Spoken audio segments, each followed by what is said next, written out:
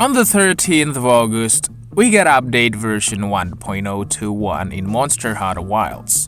A piece of good news, you could say. But honestly, something feels off. I don't know how you all feel about it, but this 9-star tempered quest, I don't know. It just gave me more questions than answers. Okay, sure, I get that this new difficulty tier exists to support the new talisman gacha mechanic. But still, wasn't there any other option?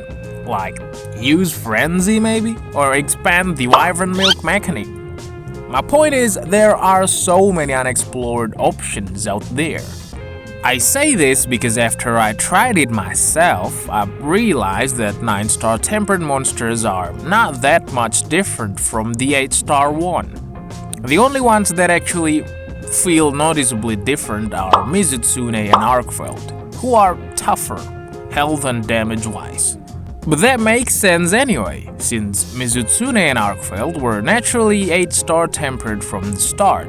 Meanwhile, apex monsters like Raidao, Uthduna, Jindahad, New Udra, plus Gormagala were originally just 7-star tempered. Suddenly they got an 8-star tempered version that's bulkier and hits harder when the Street Fighter Collab update dropped. And now they get another bump to 9-star. I just fail to make sense of it. The power hierarchy ends up a mess if it goes on like this. I mean, yeah, functionally, sure, I can make sense of it. 8-star tempered for farming decorations and materials, 9-star tempered for farming glowing stones. But it still feels weird to me. I would be able to accept that more easily if instead of tempered, 9-star quests made monsters harder because they were infected with frenzy. Especially since the talisman gacha material, the glowing stone, is purple too. So, wouldn't frenzy have made more sense here? And don't even get me started on arch-tempered monsters, which are now permanent quests. Let's be real, after you got the full gamma armor from an AT monster, you ain't gonna never touch the quest again, betcha. Its only function is basically only that, to get the armor and maybe as an extra challenge on top of that. There's no real reason to keep replaying it, it's just not that interesting.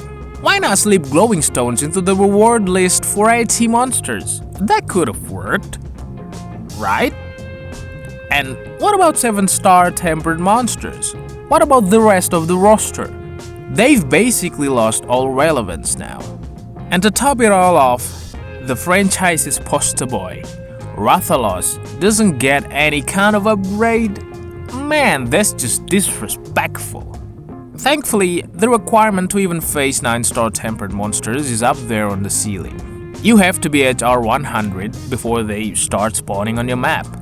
At least that means there's some sort of progression step you need to clear first, but still, the difficulty scaling ends up confusing me personally. In the end though, I still try to welcome this new content the dev team is putting out. Looking at it from the positive side, it's their attempt to expand Monster Hunter Wilds' endgame, and I respect that. Under pressure and heavy criticism from all sides, they still need to keep thinking of innovations to make the game last longer.